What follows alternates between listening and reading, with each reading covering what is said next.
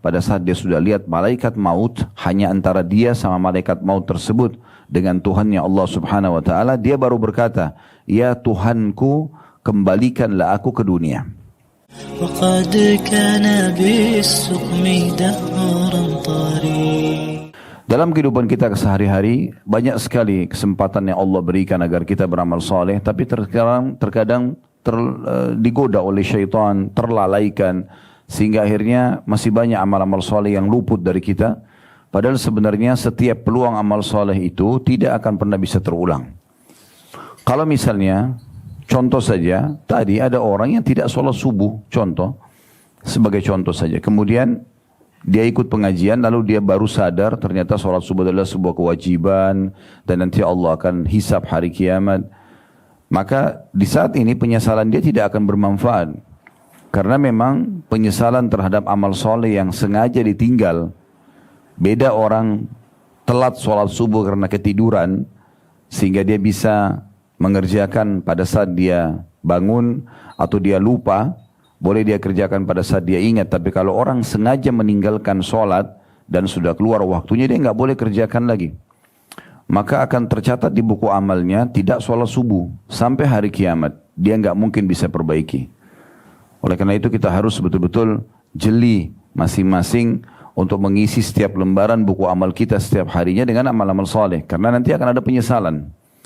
Dalam sebuah hadis diriwayatkan Tabarani, Nabi SAW bersabda, ahli surga pun, pada saat mereka masuk ke dalam surga, itu ada di antara mereka yang menyesali waktu-waktu mereka selama di dunia yang luput dari amal saleh. Padahal mereka sudah masuk surga, tapi mereka masih menyesal. Kenapa dulu masih ada sholat tidak dikerjakan di awal waktu? Padahal sebenarnya awal waktu lebih afdal daripada waktu yang kedua, waktu yang ketiga, sampai menjelang sholat yang setelahnya misalnya. Maka dia akan menyesal itu. Atau ada kesempatan untuk puasa sunnah misalnya Senin Kamis selain Ramadan, tapi dia luput. Mungkin ada kesempatan membaca Al-Quran tapi luput dari dia. Mungkin zikir pagi petang tapi luput dari dia. Mungkin silaturahim keluarga, mungkin sedekah dari kerabat yang minta bantuan, atau orang-orang susah yang minta bantuan tapi ditolak. Maka semua ini akan mendatangkan penyesalan-penyesalan. Kenapa dulu saya tidak lakukan? Ya. Nanti coba kita tadabburi ayat-ayat Al-Quran supaya kita tahu langsung pesan dari Allah Subhanahu wa taala berhubungan dengan tema kita, mumpung masih ada kesempatan. Saya mengajak Bapak Ibu untuk buka kalau ada aplikasi Al-Qur'annya ya di HP masing-masing mungkin supaya lebih mudah. Surah Al-Mu'minun, surah nomor 23 dalam Al-Quran, ayat 99, mulai dari ayat 99. Surah Al-Mu'minun, surah nomor 23, mulai ayat 99. Di sini Allah Subhanahu wa taala menggambarkan tentang bagaimana kondisi bagi orang-orang kafir, orang-orang yang banyak meninggalkan amal soleh, mereka menyesal. Saya akan bacakan mulai dari ayat 99-nya, dan ayat ini tidak asing, turun lebih dari 1400 tahun yang lalu dan akan terus dibaca oleh orang-orang beriman sampai menjelang hari kiamat nanti. Ayat 99-nya, a'udzubillahi minasyaitonirrajim, hatta idza jaa ahadahumul mautu qala rabbirji'un. Demikianlah keadaan orang-orang kafir itu, maksud dalamnya orang-orang yang lalai, banyak melalaikan amal-amal soleh, terus terjerumus dalam dosa, tidak taubat. Hingga apabila datang kematian kepada seseorang dari mereka, pada saat dia sudah lihat malaikat maut, hanya antara dia sama malaikat maut tersebut dengan Tuhannya Allah Subhanahu wa taala, dia baru berkata, "Ya Tuhanku, kembalikanlah aku ke dunia." Allah Subhanahu wa taala memberikan kita bocoran, ya, memberikan kita informasi. Yang informasi ini agar kita jadikan sebagai renungan. Fungsi Al-Quran menginformasikan tentang sesuatu yang sebelumnya terjadi, umat-umat sebelum kita. Juga informasi tentang apa yang harus kita lakukan di saat kita hidup, syariat Allah, peraturan-peraturan Allah. Juga informasi yang akan datang, prosesi kematian, alam barzah, hisab hari kiamat, surga dan neraka. Nah ini adalah informasi dalam Al-Quran. Nah di sini Allah Subhanahu wa Ta'ala memberikan informasi kepada kita bahwasanya semua orang kafir tidak terkecuali pada saat mereka meninggal atau orang yang banyak melalaikan amal-amal soleh, sibuk dengan dosa, tidak pernah taubat, mereka akan seperti ini keadaannya pada saat mati. Jadi maknanya jangan sampai kalian menjadi seperti orang-orang ini. Itu makna ayatnya. Ayat 100-nya, tadi ayat 99, pada saat mereka lihat malaikat maut, mereka berharap, ya Tuhanku kembalikanlah aku ke dunia. Kira-kira untuk apa mereka kembali ke dunia? Untuk kembali ke makanan favoritnya kan? Untuk kembali kepada tempat tidur yang empuk kan misalnya? Atau untuk kumpul lagi sama teman-temannya? Atau untuk meeting bisnis lagi? Jawabannya Allah jelaskan di ayat 100. Apa yang mereka minta pada saat malaikat maut mencabut ruhnya? Mereka ingin kembali ke dunia untuk apa? Apakah untuk menikmati lagi dunia? Allah gambarkan di ayat 100-nya. La'alli a'malu salihan fima tarakt. Kalla innaha kalimatun huwa qailuha wa min waraihim barzakhun ila yaumi yub'atsun. Orang ini pada saat mau mati, dia minta kembali ke dunia agar dipanjangkan beberapa saat saja umurnya. Agar aku berbuat amal saleh yang telah aku tinggalkan. Lalu Allah mengatakan sekali-kali tidak akan pernah. Sesungguhnya itu adalah perkataan yang hanya diucapkan saja. Karena Allah sudah memberikan sebuah ultimatum dan sistem yang harus dilalui. Kalau orang sudah menghadapi ajalnya atau tiba ajalnya, tidak akan mungkin kembali. Siapapun dia, termasuk para nabi-nabi, gitu kan. Walaupun para nabi-nabi masih diberikan pilihan mau dipanjangkan umur atau tidak, tapi umumnya mereka meninggal di waktu itu. Apalagi kalau orang-orang biasa gitu.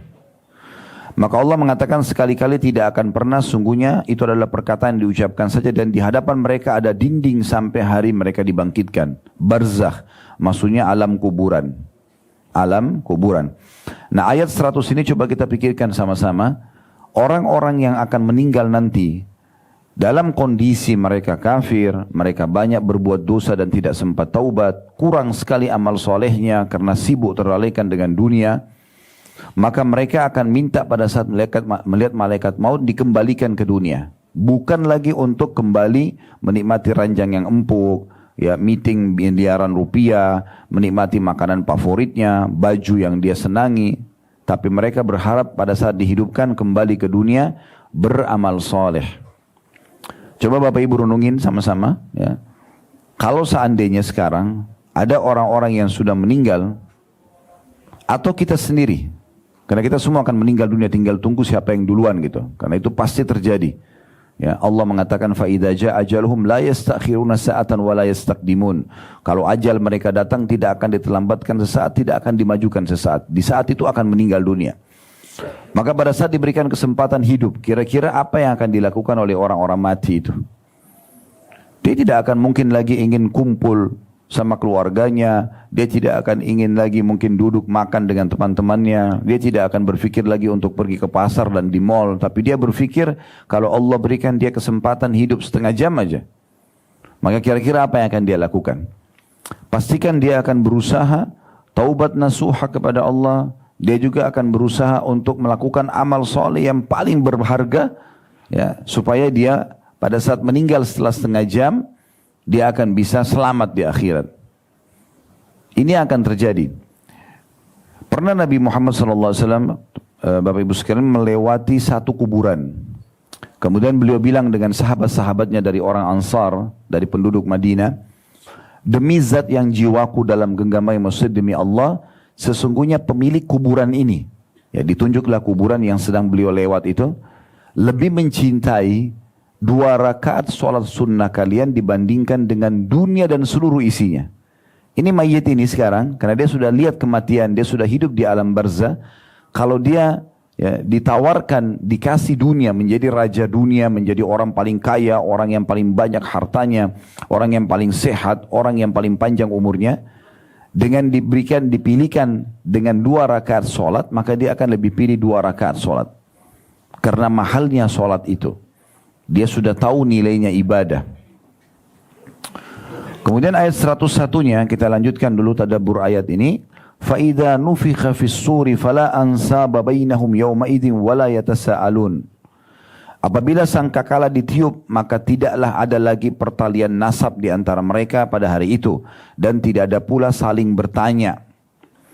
Jadi nanti di hari kiamat kalau kita dibangkitkan, setiap orang akan lari dari siapapun orang dekat dengan dia, tidak mau mendekat.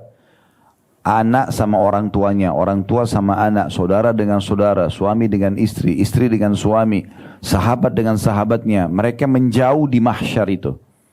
Takut jangan sampai pasangannya ini, anaknya ini, orang tuanya itu, kerabatnya yang ini, semuanya masih punya hak-hak yang belum dia berikan, sehingga dituntut.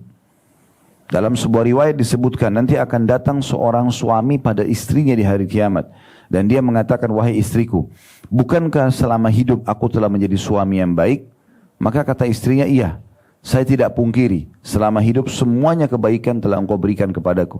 Lalu kata suaminya, kalau begitu, tolong bantu berikan aku satu pahala, supaya aku bisa lolos. Apa jawaban istri dalam hadis ini? Ya, dia mengatakan, saya khawatir kalau saya bantu kamu yang satu itu, lalu saya berkurang dan saya masuk neraka. Maka dia tidak memberikan. Begitu juga akan datang nanti seorang istri yang akan mengatakan pada hari kiamat pada suaminya, wahai suamiku, bukankah aku telah menjadi istri yang baik selama di dunia? Kata dia, iya, benar, saya akui itu. Lalu dia mengatakan, kalau gitu bantulah aku dengan satu pahala. Sebenarnya waktu itu belum ditimbang amal, tapi karena ketakutan sekali, jangan sampai nanti kurang amal, dosanya 100, amalnya 99, masuk neraka dulu. Maka dia mengatakan, kalau gitu bantulah aku dengan satu pahala, supaya aku bisa lolos. Maka kata suaminya, aku khawatir kalau aku berikan kepadamu justru kamu lolos, saya yang tidak lolos. Dan Allah gambarkan dalam Al-Quran di ayat yang lain, yauma yafirul mar'u min akhihi, pada hari kiamat nanti orang lari dari saudara kandungnya sendiri, wa ummihi wa abi, ibu dan ayahnya, wa sahibatihi wa bani, pasangan hidupnya dan anak-anaknya, likulli imri'in yauma idzin sya'nu yugni. Pada hari itu orang sibuk menyelamatkan dirinya sendiri. Ini bukan hari permusuhan, bukan. Tapi hari pembalasan. Semua orang pada saat itu ingin selamat. Karena nanti di mahsyar Bapak Ibu sekalian, Allah akan nampakkan di depan mata kita surga dan neraka.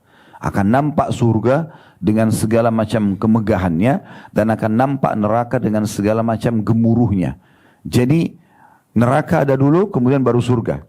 Makanya nanti pada saat orang pun mau masuk ke dalam surga, yang sudah akan lolos masuk ke surga, mereka tetap harus melewati neraka, yang kita tahu dengan sirat, jembatan. Yang memang pantas masuk surga, dia akan berhasil lolos.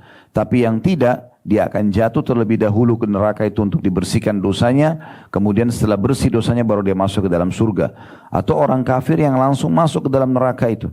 Dan orang-orang akan merasakan dan melihat panasnya neraka itu, terasa panasnya, dia lihat gemuruhnya, dia lihat histerinya, orang pada menangis di sana. Kemudian dia lolos masuk ke dalam surga, kalaupun dia lolos ke surga. Jadi pemandangan pada saat itu sangat luar biasa, dan tidak ada pilihan kecuali surga dan neraka. Penentuan untuk masuk ke surga dan neraka adalah di sini sekarang. Di sini saatnya tempat kita menentukan apakah kita ingin ke surga atau ke neraka. Allah gambarkan di ayat 102-nya, faman thaqulat mawazinuhu faulaika humul muflihun. Siapa yang berat timbangan kebaikannya nanti, sibuk dari mulai bangun tidur sampai tidur lagi, amal soleh aja kerjanya, sholat, puasa, baca Quran, zikir, bersedekah, silaturahim keluarga, dengarkan ilmu, dia sibuk dengan itu, jenguk orang sakit, bantu orang susah, dari amal soleh ke amal soleh lain. Maka amal baiknya lebih berat nanti hari kiamat. Maka mereka itulah orang-orang yang dapat keberuntungan, keselamatan. وقد كان بالسقم دهرا طريق